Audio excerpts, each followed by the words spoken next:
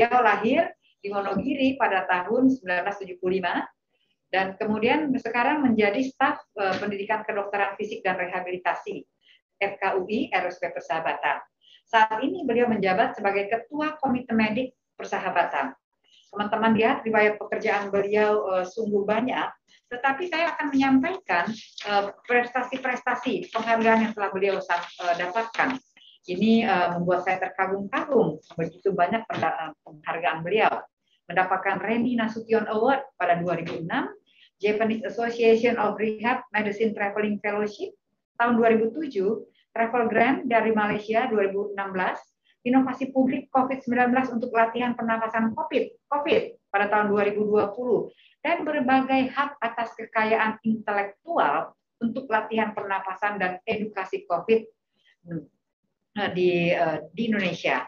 Sehingga beliau merupakan orang yang sangat kompeten untuk menyampaikan topik siang ini. Dan beliau juga menjadi finalis Nation Award untuk video Limbuk Canggih Edukasi Pasca COVID, Dokter Teladan Nasional Kementerian Kesehatan Republik Indonesia tahun 2021, terbaik satu nasional kategori nakes dokter spesialis Rumah Sakit Vertikal Kemenkes RI tahun 2021, dan ATS International Trainee Scholarship Case Report ATS 2022, juga hak cipta atas kekayaan intelektual untuk beberapa buku, yaitu Tips and Tricks Rehabilitasi Medik untuk Pasien yang mengalami gejala long COVID dan rehabilitasi long COVID-19, disertai tips untuk penyandang disabilitas penyintas COVID-19.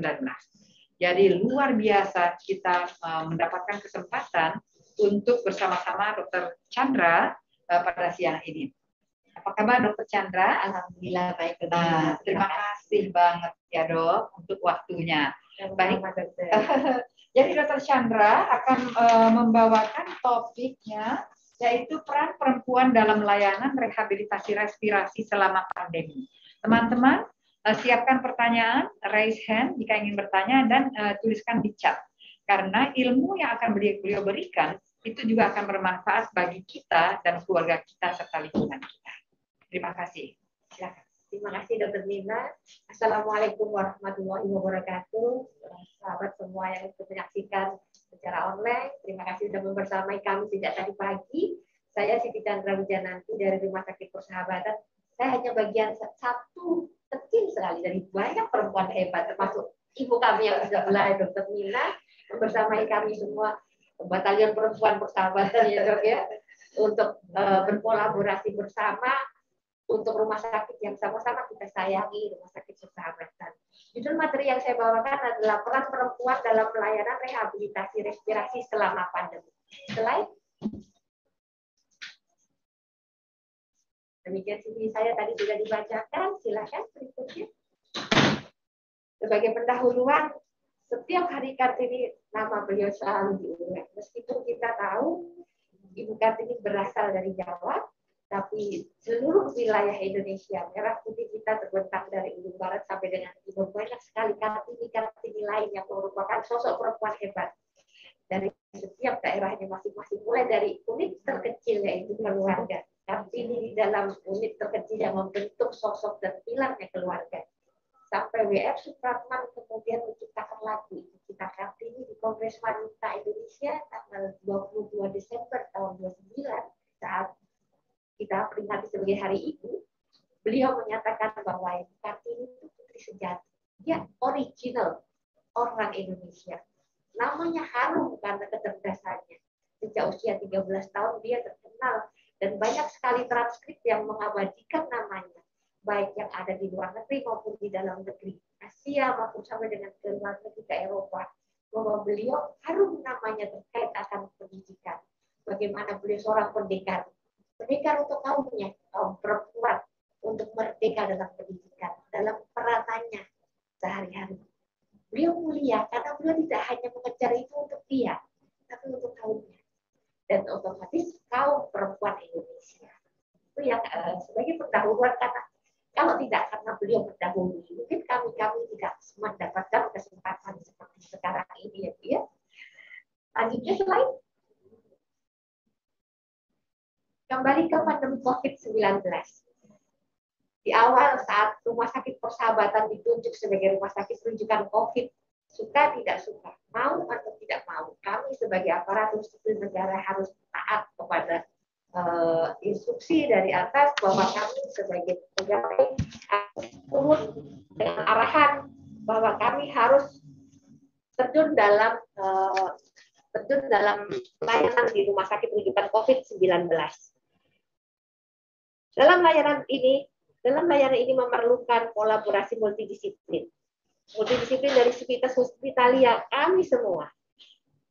Kemudian memerlukan tenaga tidak hanya dokter spesialis paru, karena COVID ini multidisiplin, banyak yang terlibat. Lintas paling depan, mulai dari satpam yang menerima, sampai dengan paling ujung belakang skuadronnya dokter Putri tadi yang banyak berinteraksi di awal, beliau dari instalasi untuk pemulasaran jenazah dan lain-lain, bahkan sampai dengan discharge pasien. Kalau pasien yang dirawat di rumah itu kolaborasi, tidak ada yang satu lebih mengungguli yang lain. Semua hebat dan semua penting. Dan perempuan adalah bagian yang paling banyak. Seperti tadi Dokter Erlina sudah katakan, sampai sering kita dulu dikatakan harus ke rumah sakit perempuan. Banyaknya perempuan di dalam top leader.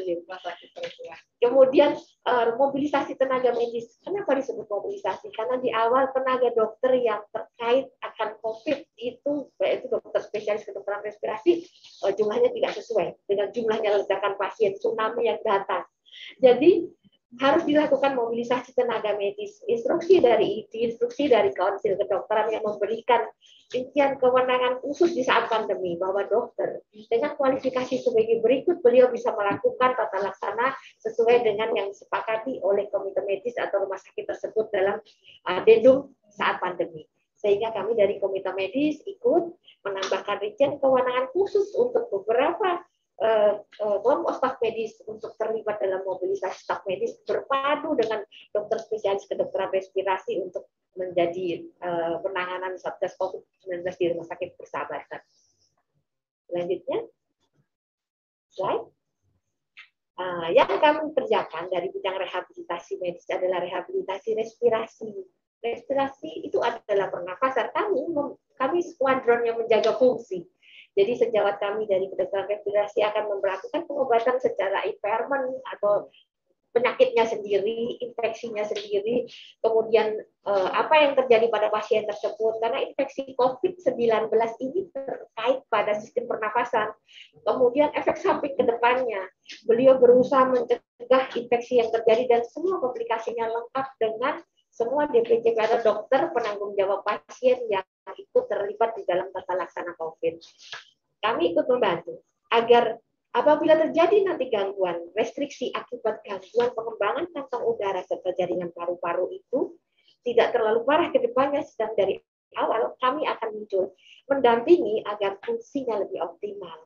Keluhan yang muncul otomatis pasien yang kita kenali khasnya respirasi, ada sesak, ada batuk, ada lelah, kemudian gangguan aktivitas karena 3 hal tersebut di atas.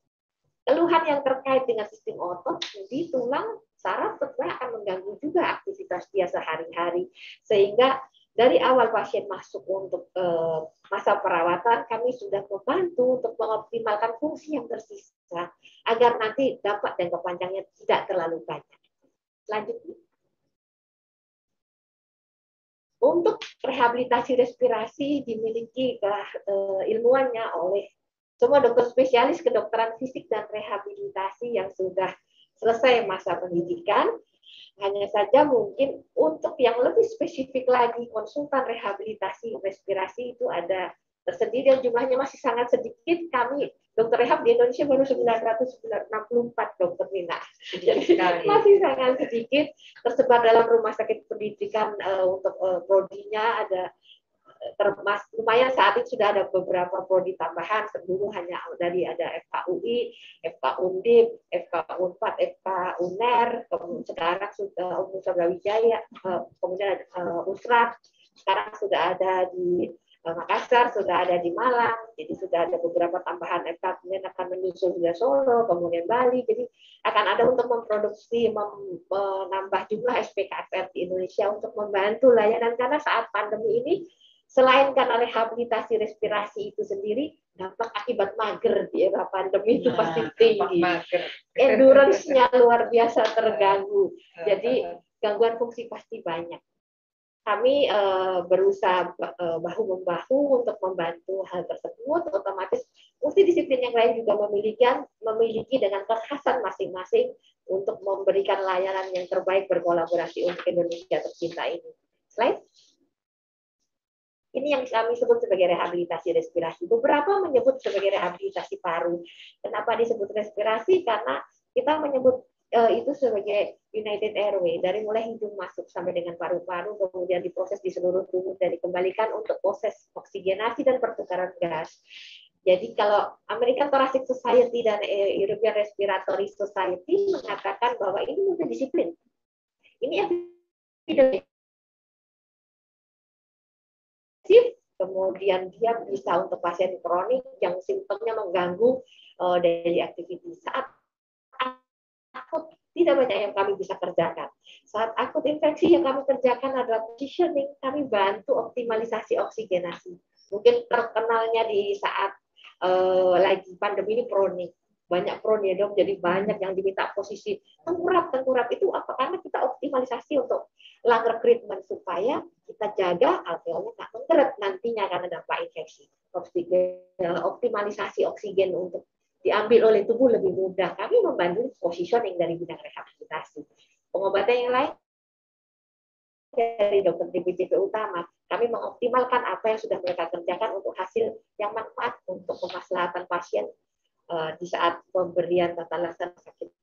Yang kami harapkan juga sama dikerjakan oleh semua pihak di Indonesia, juga di dunia. Rehabilitasi respirasi ini optimalisasi dari gangguan fungsi respirasi yang kami sebut gangguan fungsi itu kita sebut sebagai disfungsi karena fungsinya berlaku dengan tidak baik.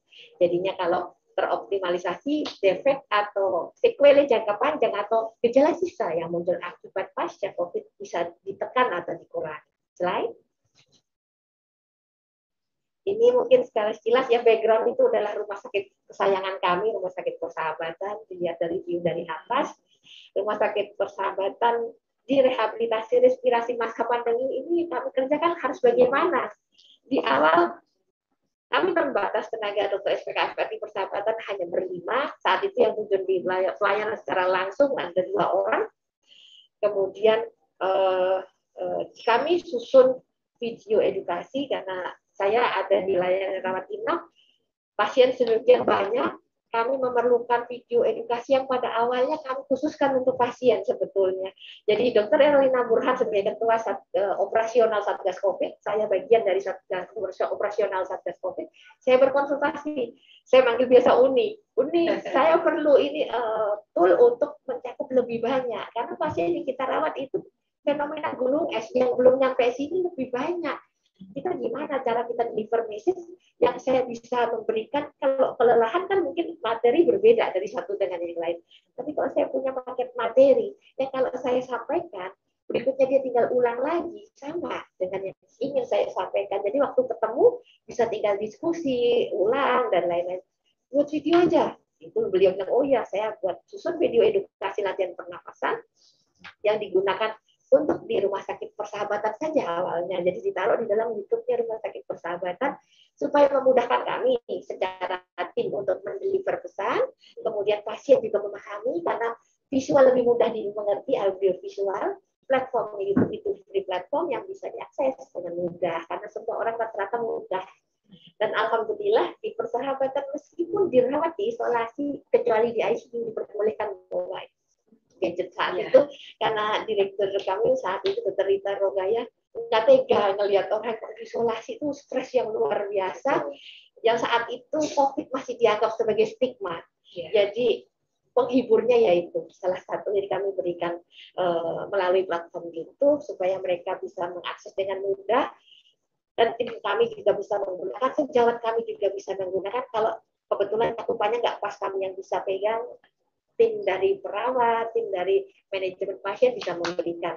Jadi ternyata di luar dari kedugaan kami, video itu pun keluar juga dari Persahabatan bermanfaat buat yang lain. Itu pada awalnya itu karena kami memikirkan pasien kita. Dan kita tidak memikirkan yang terlalu jauh sebetulnya. Khas ibu-ibu, pikirnya lingkungan sendiri dulu. Kalau kemudian ada booming efek keluar, ya alhamdulillah kalau bermanfaat. Slide berikutnya.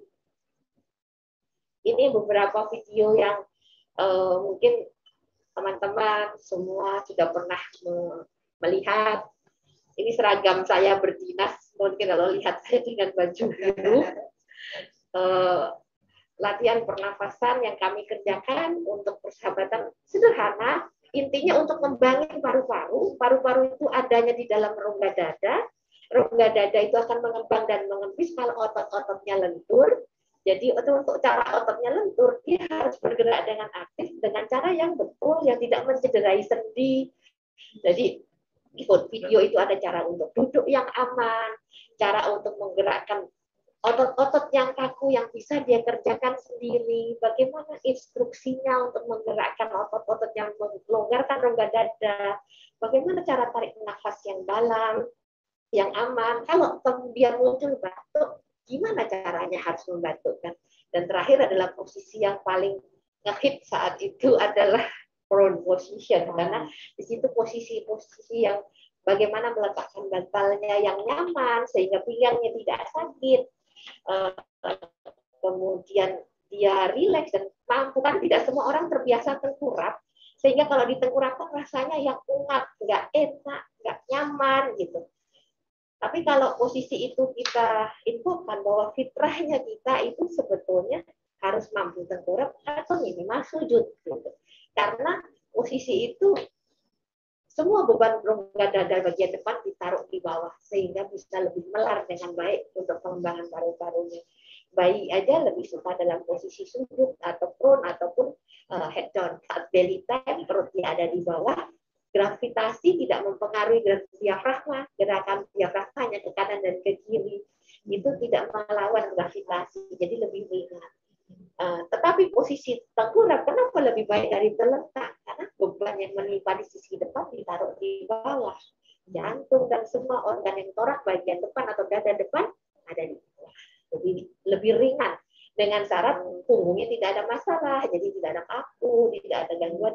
Kalau ada kaku, gangguan biasanya tetap nggak nyaman. Jadi itu harus tidak berlaku semua orang nyaman. Tapi kalau ada beberapa orang yang ada gangguan di punggung, mungkin perlu beberapa alternatif. Oleh karena itu, kalau tengkurap sendiri bermasalah, silahkan ketemu dengan dokter terdekat untuk dinilai apakah ada masalah lain di punggungnya mungkin.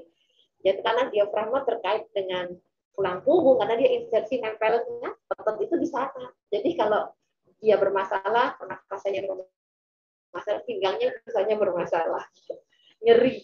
Dan makanya banyak sekali nyeri pinggang muncul saat pandemi. Tapi kalau orang nyeri pinggang kemudian terpapar COVID, juga nyeri pinggangnya kumat karena bergeraknya lebih, dan itu membuat nyeri pinggangnya kambuh. Gitu. Ini rangkaian gerakan, ini saya ringkas dalam satu slide. Jadi rangkaian gerakannya apa saja? Tadi gambarnya di atas, tulisannya ada di bawah. Fungsinya ya untuk mempermudah pengembangan rongga dada, kemudian untuk menggerakkan mobilisasi, itu menggerakkan dinding dada, rongga dada ini banyak sekali iga, banyak sekali susunan puzzle yang dengan luar biasa insinyur penciptanya itu merangkai dengan luar biasa sehingga diberikan keleluasaan untuk bergerak kepada semua arah untuk mengembangkan diri, mengisi agar paru-paru bisa kembang dan menguncup kembali. Kemudian semua teknik-teknik yang tadi ada di atas sudah, dan prone serta stimulasi gerak diafragma untuk dia tarik nafas dan buang nafas untuk men-trigger pernafasannya yang baik. Di tahun 2020 video ini yang mendampingi kami selama pelayanan di dalam pandemi. Dari 4 bulan pertama kami tidak boleh pulang, itu waktu di awal kami kan memang nakes harus pulang ke hotel nakes, kemudian pelayanan, kemudian dilanjutkan dengan makin tenang, kemudian masuk ke second wave, tenang, masuk third wave gitu. Tapi kami sudah mulai terbiasa. Memang kita kadang biasa karena dipaksa. Setelah dipaksa, baru kemudian terbiasa dan berharap ke depannya jadi budaya ya Bu, budaya yang sudah lebih baik, terbiasa akan prokes, dan kita terlindungi akan semua airborne disease yang lain, mungkin tidak hanya COVID ke depannya. Latihan pernafasan anak dan lansia ini video berikutnya, edisi tahun 2021 saat itu kan pasien nggak cuma dewasa ya. Kalau anak bagaimana ya? Kalau lansia saat itu sudah mulai anak terpapar. Terus kalau anak minum latihannya gimana ya? Anak rata-rata isoman. Akhirnya coba kita buat nih, kebetulan dari Kementerian Kesehatan juga waktu itu yang mengusulkan untuk membuat, jadi bersama dengan Kementerian Kesehatan kita buat latihan pernafasan untuk anak. Terus tolong dong dibuat latihan pernafasan yang sederhana deh untuk lansia. Akhirnya untuk lansia ada. Jadi hanya uji ke pasien yang kami sudah mulai pre dan postnya untuk latihan, baru latihan pernafasan yang edisi 2020 yang untuk anak dan lansia belum pernah karena memang pasiennya keburu turun ya Bu waktu itu yang di masa perawatan. Untuk lansia karena tadi mengingat fungsi otot-otot nafas itu salah satunya juga untuk menjaga postur, jadi latihannya lebih ke arah gerak menjaga postur sambil koordinasi dengan pernafasan. Selain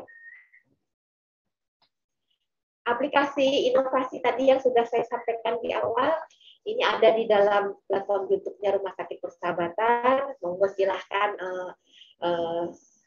sahabat-sahabat semua yang ikut menyaksikan hari ini bisa dibuka. Di sana banyak sekali materi edukasi, tidak hanya latihan pernafasan yang saya persembahkan kami dari KSM Rehabilitasi Medis, tapi juga semua materi edukasi dari webinar-webinar, baik untuk awam, untuk medis, tips-tips, apalagi tadi narasumber utama kesayangan kita Dr. Erlina Burhan banyak di dalam YouTube kita terekam di situ Dok, jadi bisa dibuka kapanpun membutuhkan, karena kami hanya bisa ini kami tinggalkan sebagai mungkin digital library-nya Rumah Sakit Persahabatan, perpustakaan digital punya Rumah Sakit Persahabatan. Semoga yang kita taruh di sana, yang kita letakkan buat semua yang membuka, bahkan juga meneruskan, bermanfaat dan jadi amalan kita di kedepannya. Barokahnya kembali ke kami juga dengan Rumah Sakit Persahabatan. Video ini mudah diakses, kemudian bisa dilakukan secara langsung untuk pasien yang dirawat maupun yang isolasi mandiri di rumah. Selain video tersebut tadi sudah ada haknya dan memang dilimpahkan untuk Rumah Sakit Persahabatan, jadi bukan milik saya pribadi. Haki tersebut dialihkan ke kepemilikannya untuk Rumah Sakit Persahabatan. Jadi yang pertama di saat periode setelah Dr. Rita Rogaya, kemudian yang terakhir tahun lalu saat Dr. Syahrir. Oke. Jadi saya saat ini sebagai perempuan yang ada di dalam layanan rehabilitasi respirasi selama pandemi, perempuan pasti tidak bisa dipisahkan dari figur ibu. Ibu, mak, mami, nyak, itu pasti dimanapun kalau ibu seorang perempuan pasti didudukan sebagai figur ibu. Asih asuh diminta, mau tidak mau, suka tidak suka, perempuan hal ibu itu harus jadi guru, harus jadi mentor, dan dituntut multitasking. Mungkin ini yang tadi Dr. Erlina Burhan juga ungkapkan, perempuan itu multitasking, wajib dan harus kayaknya. Karena coba bapak-bapak mungkin tidak akan bisa mengerjakan yang dikerjakan oleh ibu-ibu. Beberapa tugas dalam paralel bersamaan dikerjakan. Karena mungkin memang fitra perempuan memang harus punya banyak tangan ya Bu ya, jadi kayak gurita ya. Kita seperti banyak tangan untuk mampu menunaikan banyak tugas, dan alhamdulillah selalu ada kemudahan apabila kita berusaha untuk bekerja untuk kebaikan. Kita dituntut jadi kolaborator dalam tim multidisiplin, khususnya untuk di kami, saya di Bangsal COVID di rehabilitasi respirasi. Oke, baik. Harapan kami, rehabilitasi respirasi menjadi salah satu kontribusi kami, para dokter spesialis kedokteran fisik dan rehabilitasi atau SPKFR, di dalam tata laksana pandemi COVID-19. Salah satu kontribusi untuk menjaga fungsi respirasi dan mengurangi dampak masa depan setelah COVID yang disebut dengan sindroma pasca COVID, itu mengganggu sekali produktivitas warga atau bangsa. Jadi berharap semoga yang sudah disembuhkan oleh COVID atau sakit lainnya, dampak dari sakit yang terjadi itu dapat dikendalikan dengan baik, dapat segera diberikan pulih secara sempurna atau pulih secara bertahap sampai kemudian dia tetap aktif, bisa menerima kondisinya dan bertahan untuk dalam aktivitas sehari-hari dalam kualitas yang baik untuk kedepannya semakin baik. Dan semakin banyak Kartini milenial yang berkontribusi dalam berbagai bidang, terutama di era pandemi ini. Ini bangsal kita sudah tidak ada. Jadi waktu yang awal tahun 2020 kan paling banyak ada di sana pasien kita. Kemudian makin berkurang bangsal yang untuk layan seiring dengan berkurangnya jumlah pasien COVID yang kita tangani, dan kita berharap betul-betul menuju endemi dan masa kita bisa kembali ke situasi yang kita kangen nih sebelum masa pandemi berlangsung. Selain demikian dari saya, semoga bermanfaat, semoga dapat diterima semua yang jadi kontribusi kami dari rehabilitasi medik di bidang kedokteran respirasi di Rumah Sakit Persahabatan. Apabila ada kesalahan itu dari saya, apabila mohon dimaafkan apabila ada kesempurnaan datangnya dari Allah semata. Semoga bermanfaat. Wabillahi taufiq wal hidayah. Wassalamualaikum warahmatullahi wabarakatuh. Waalaikumsalam warahmatullahi wabarakatuh. Wow, Dokter Chandra nih luar biasa ya. Jadi saya kagum sekali nih dengan kekayaan yang dimiliki RSP Persahabatan dengan wanita-wanita hebatnya. Nah, jadi teman-teman, beliau langsung berkarya. Jadi membuat inovasi bagaimana agar memudahkan orang untuk bisa melakukan rehabilitasi pasca COVID atau saat COVID pun ya Dokter Chandra ya, saat COVID untuk melegakan pernafasan. Karena masalahnya seringkali orang merasa sesak nafas, merasa perasaan beban berat menghipit di dada. Nah, jadi ini cara-cara untuk kehidupan yang lebih nyaman pada saat orang menderita maupun pasca COVID. Nah, jadi tadi Dokter Chandra sudah menyampaikan bahwa dokter spesialis rehabilitasi dan rehabilitasi medik itu hanya 900-an orang se-Indonesia Raya. Dan yang divisi kardiorespirasi hanya 21. Bayangkan teman-teman.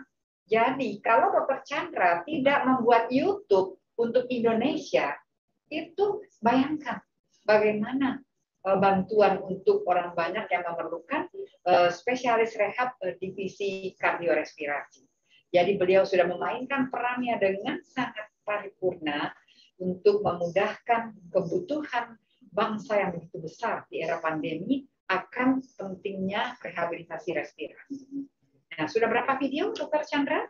Kalau terkait respirasi di Persahabatan 3. Jadi untuk yang dewasa, anak dan lansia.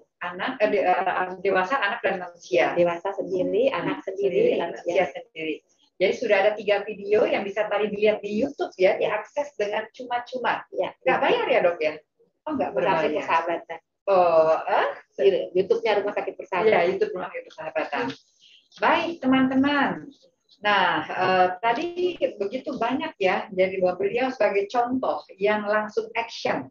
Nah, action untuk membantu para Kartini-Kartini untuk memudahkan melakukan edukasi bagi keluarganya atau bagi diri sendiri. Silakan teman-teman, ada yang ingin ditanyakan Kak? Kita lihat di chat, ada di chat? Ya, dari Justina Nababan. Dok, untuk ambil spesialis rehab medik, usia 43 tahun bisa dok? Nah, ini ada yang mau sekolah nih dok, jadi tertarik mengambil rehab juga. Ya dok, kalau untuk batasan usia sekolah kan tergantung dari institusi masing-masing ya dokter Nina ya. Kita kan tahu nanti dokter kalau tertarik ingin institusi mana yang dituju, silahkan buka aja website dari institusi tersebut. Misalnya ada website FKUI, ada website FKUN, di sana program pendidikan rehab kan ada di FKUI, ada di FK Undip, ada di FK UNER, ada di FK Unpad, ada di FK Brawijaya, FK Unhas, FK Untrat. Jadi silahkan dibuka website dari universitas yang dokter minat. Di situ akan ada persyaratan dan apa yang itu berlaku general, tidak hanya untuk rehabilitasi, apa saja dokter, bagaimana kalau mau menempuh jalur reguler dan bagaimana jalur kubel, mungkin itu daerah itu terjadi untuk kubelnya bagaimana. Itu ada persyaratan masing-masing dari institusi yang dokter ingin datangi untuk mencoba sekolah otomatis. Nanti setelah melengkapi persyaratan, dokter harus ikut ujian. Kalau di ujian disimak ya dok, ujian di awal dulu, setelah itu baru nanti ada ujian lagi lanjutan, wawancara dan lain-lain. Otomatis tergantung, karena peminatnya juga lumayan banyak saat ini, jadi ada kuota pasti setiap program studi. Kalau mau mencoba silahkan, dokter buka dulu, karena saya juga tidak hafal, dokter silahkan buka di web dari institusi yang dokter ingin datangi, semua karena akreditasi pendidikan semua data lengkap, dokter bisa akses di sana. Silakan. Ya, mudah-mudahan ada peluang ya Dokter Chandra ya. Kalau Rizky pasti nggak kemana. Nah, kalau Rizky nggak kemana, tenang ya Mbak ya, Mbak Justina Nambatannya. Baik, ini sudah ada Mbak Sri, silakan. Ini masih di mute ini. Masih juga. Assalamualaikum Ibu. Waalaikumsalam. Silakan Mbak. Ya,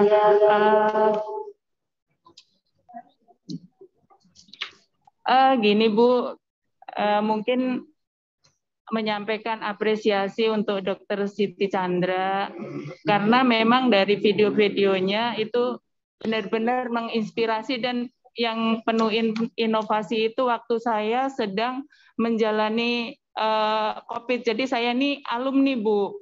Oh, alumni COVID, Mbak Sri. Alhamdulillah udah lulus ya. COVID. Jadi benar-benar merasakan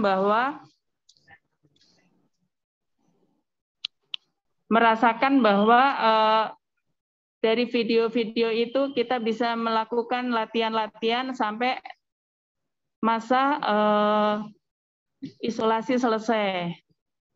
Dan alhamdulillah waktu tahun 2020 itu kan sedang ini ya Bu, kita benar-benar stigma negatif itu benar-benar nih, jadi pandangan orang dan lain-lain. Dan waktu awal-awal itu memang sebelum negatif kita kan belum boleh masuk ya. Nah itu, jadi alhamdulillah dengan melihat video-video itu kita benar merasakan dampaknya. Untuk itu saya mempersembahkan sebuah pantun lagi nih Bu untuk Dokter Sican Bu. Silakan Bu Sri. Ya. Jalan-jalan yuk pulang kampung ke Wonogiri. Pulangnya lewat Tol Pejagan.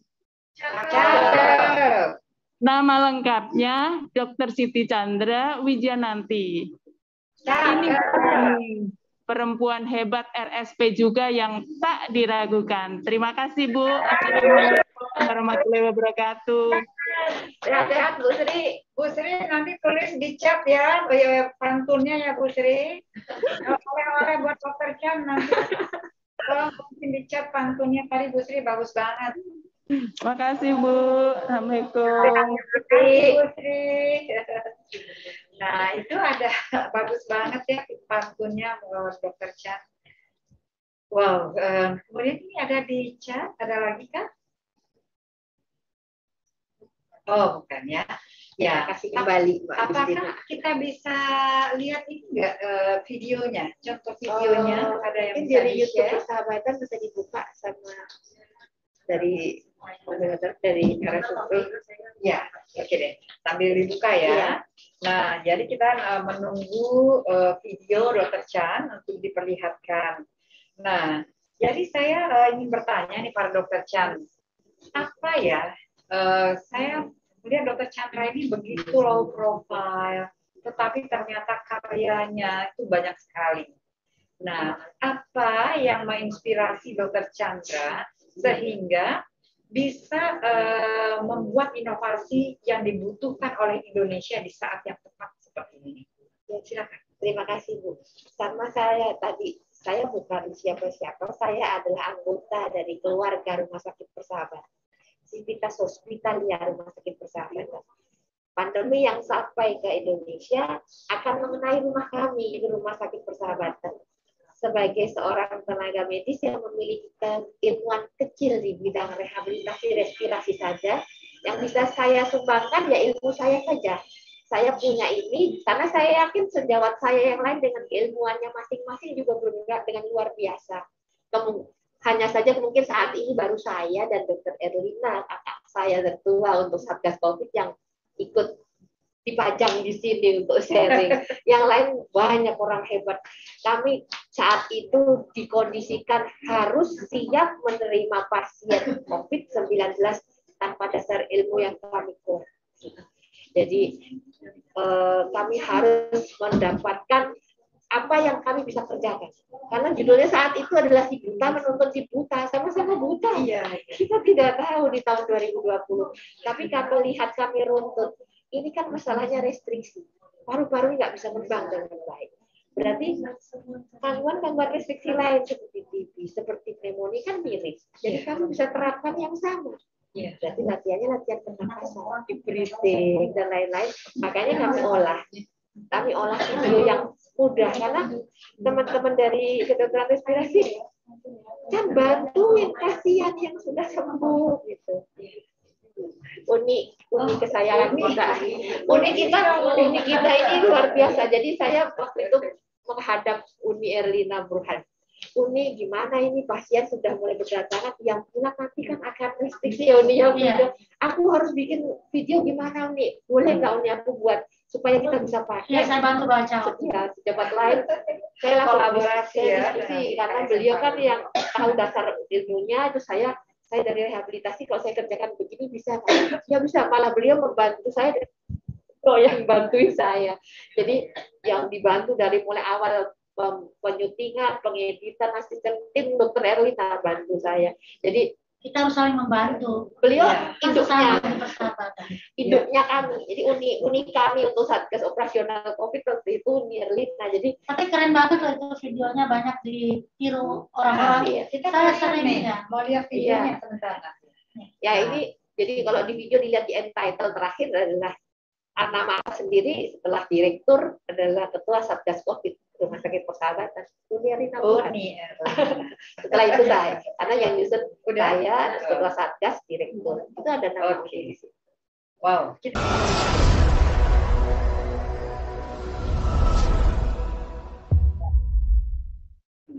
Di depan. Iya, betul. Assalamualaikum warahmatullahi wabarakatuh. Saya Dr. Siti Chandra Wijananti, SPKFR Konsultan, dokter spesialis kedokteran fisik dan rehabilitasi konsultan dari KSM Rehabilitasi Medik RSUP Persahabatan. Akan memberikan beberapa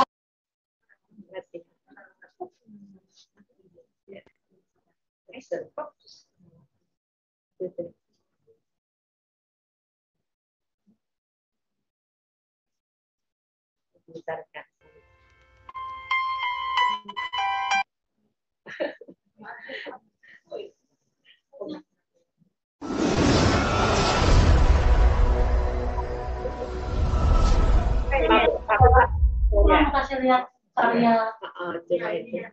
Ini namanya karya. Assalamualaikum warahmatullahi wabarakatuh. Saya Dr. Siti Chandra Wijananti, SPKFR Konsultan, dokter spesialis kedokteran fisik dan rehabilitasi konsultan dari KSM Rehabilitasi Medik RSUP Persahabatan. Akan memberikan beberapa latihan pernafasan yang mudah diaplikasikan untuk pasien COVID dalam perawatan di bangsal maupun isolasi mandiri di rumah.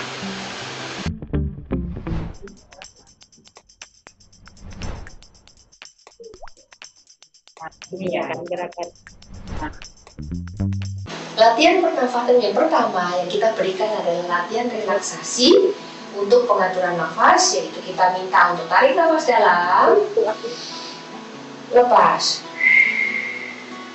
Postur tegak, tarik nafas dalam, lalu lepas.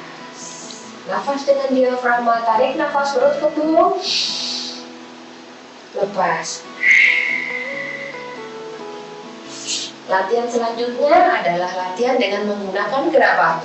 Jadi kita latihan menarik nafas sambil menggerakkan bahu secara bertahap. Tarik nafas, putar bahu, buang. Tarik nafas, putar bahu, buang. Tarik nafas, putar bahu, buang. Lakukan ke arah yang sebaliknya. Tarik nafas, putar ke depan. Kita tarik nafas, putar ke depan. Tarik nafas, putar ke depan.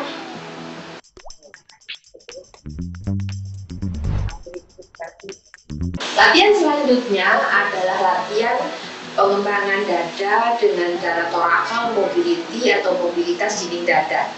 Kita minta pasien untuk tarik nafas sambil tangannya di atas ke atas, tarik nafas, lalu buang nafas, tangan diturunkan. Tarik nafas, buang nafas, tangan diturunkan. Tarik nafas, buang nafas, tangan diturunkan. Lakukan 3 kali. Selanjutnya adalah mengembangkan dada ke samping. Tarik nafas, bak samping. Oke. Kembali ke depan, turunkan.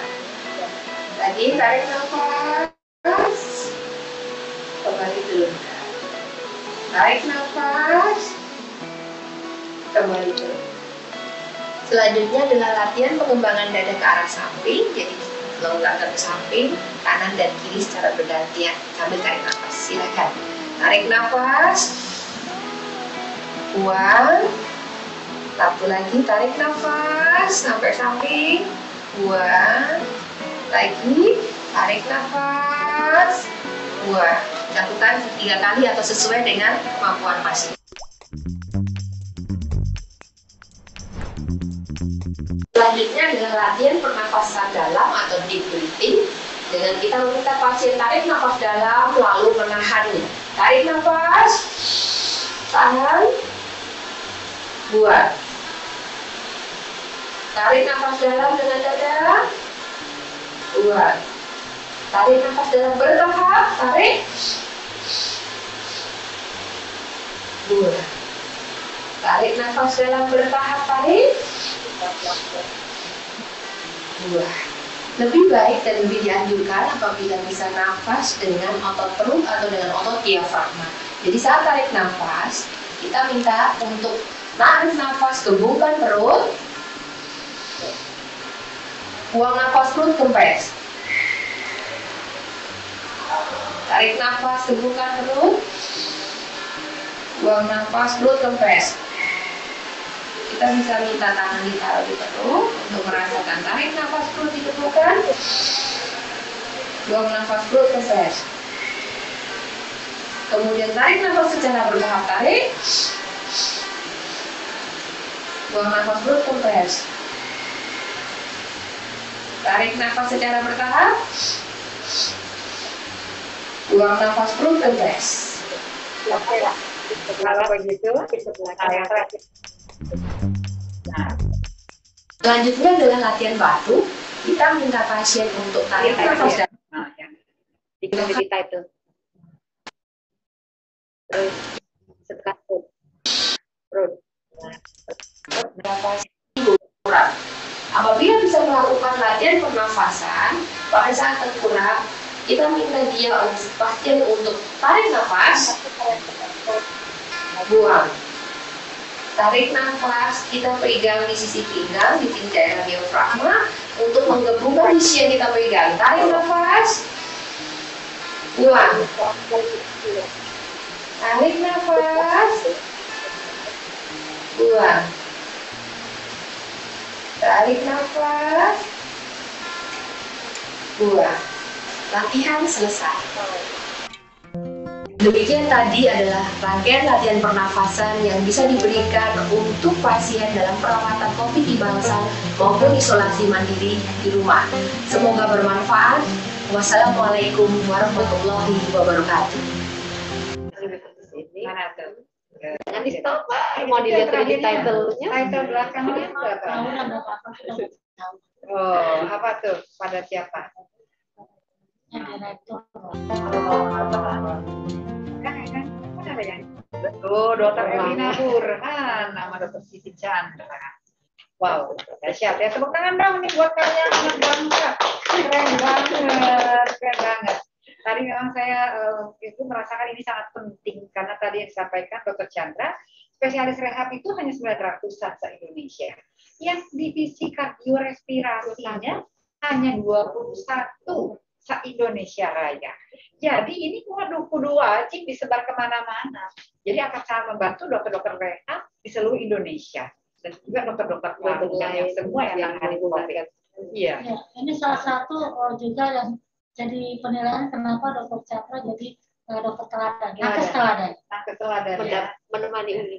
Menemani Uni Erlina. Dahsyat ya. Jadi beliau berdua ini adalah nakes teladan Indonesia untuk spesialis tahun 2021. Mudah-mudahan nanti banyak Kartini milenial juga akan menyusul beliau, prestasi beliau dalam memberikan sesuatu yang sangat berharga untuk bangsa ini dan diberikan pada saat yang tepat di era pandemi. Jadi baik teman-teman, kita ucapkan terima kasih pada Dokter Chandra yang sudah memberikan materi yang demikian menginspirasi untuk kita dan juga kepada Dokter Erlina yang sudah sangat menginspirasi selama ini untuk Indonesia. Oh iya, ada yang mau tanya? Oh maaf diingatin nih oleh teman-teman panitia. Ada satu lagi yang tanya pada Dokter Erlina. Saya bacain ya. Oh, Dokter Nur nih. Itu siapa tuh Sri nih? Oh, Bu. Dokter Erlina mau tanya. Anak saya yang perempuan 2 orang melarang adiknya laki-laki yang kembar untuk keluar karena masih COVID dengan alasan mamanya umurnya tidak muda lagi. Biasanya saya izinkan kalau menurut saya memang perlu keluar. Tapi pandangan kakak-kakaknya tidak perlu. Bagaimana menengahi hal ini? Anak-anak sudah besar semuanya. Ya, jadi kalau menurut saya dalam kondisi sekarang ini, apalagi sudah divaksin dan protokol kesehatan dilaksanakan, nggak apa-apa keluar rumah. Jadi jangan sampai terlalu membatasi sehingga kemudian malah jadi stres. Nggak boleh keluar rumah. Bayangkan kalau orang nggak keluar rumah, stres. Jadi menurut saya boleh saja, tapi jangan lupa pakai masker, cuci tangan, jaga jarak. Itu sudah cukup. Ya, jadi artinya jangan sampai kita terpenjara ya di rumah kita sendiri atau di negeri sendiri sepanjang tadi prokesnya tetap dijaga. Nah, jadi artinya perlu diberi pengertian ya kepada milenial kita ini agar bisa menyikapi kondisi sepanjang kita patuh kepada prokesnya. Bagaimana Dokter Nur? Mudah-mudahan cukup ya. Nanti dilanjutkan dengan Japri, Dokter Nur ya. Nah, jadi artinya pertanyaan Dokter Nur tadi sudah sampai pada Dokter Erlina. Jadi kita sampai kepada penghujung acara untuk kesimpulan. Nah, kesimpulan dari acara webinar kita kali ini yang demikian luar biasa menurut saya, sangat dahsyat tentang peran perempuan dalam membentuk generasi milenial. Nah, jadi tadi Ibu Nur Asia menyampaikan caranya adalah dengan para wanita menerapkan ajaran agama bagaimana berakhlakul karimah sehingga bisa menjadi contoh bagi generasi milenial di sekitarnya. Kemudian membangun semangat kepedulian terhadap orang lain untuk mewujudkan perubahan yang dibutuhkan di era pandemi ini. Ini juga akan menjadi contoh bagi generasi milenial kita dan membangun keberanian untuk bermimpi atau bercita-cita tinggi untuk mewujudkan perubahan yang diharapkan tersebut. Dan terakhir, ibu-ibu memang harus memberi contoh bagaimana bisa memberdayakan orang lain. Seperti yang Bu Nur Asia lakukan, yang dilakukan Dokter Erlina, dan yang dilakukan oleh Dokter Chandra. Memberi contoh. Nah, kemudian dari Dokter Erlina, ini sebetulnya dari banyak materi beliau sudah intisarinya adalah wanita berperan penting sebagai edukator lingkungan sekitar. Jadi edukasi di era sekarang ini. Jadi untuk bisa memberi edukasi, tentunya wanita harus berilmu pengetahuan, harus terampil untuk bisa memberikan edukasi yang benar. Dan kemudian juga wanita bisa membantu memudahkan kondisi di lingkungan sekitar dengan selain tadi melakukan edukasi juga dengan berbuat hal-hal yang memang seharusnya bisa dalam kewenangannya untuk melakukan perubahan. Nah, kemudian Dr. Chandra Dr. Chandra juga langsung berbuat dengan menyadari kondisi kebutuhan saat ini, di mana tadi tenaga spesialis kardiorespirasi sangat sedikit di Indonesia, hanya 21. Akhirnya beliau membantu Indonesia dengan membuatkan video pernafasan di era COVID ini pada mereka yang dirawat maupun mereka yang pasca COVID.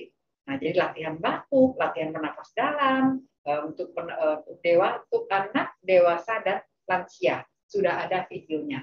Dan itu beliau membuat bersama kolaborasi bersama Dr. Erlina dan teman-teman lain yang terkait. Jadi penting sekali kolaborasi untuk membuat sebuah karya yang besar. Jadi di sini teman-teman persahabatan sudah melakukan hal itu dan memberi contoh untuk generasi milenial kita.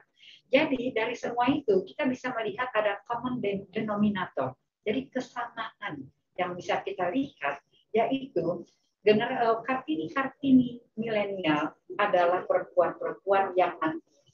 Perempuan-perempuan yang mandiri, yang berpikir positif, yang mudah untuk berbahagia, dan kemudian solution oriented, berfokus pada solusi.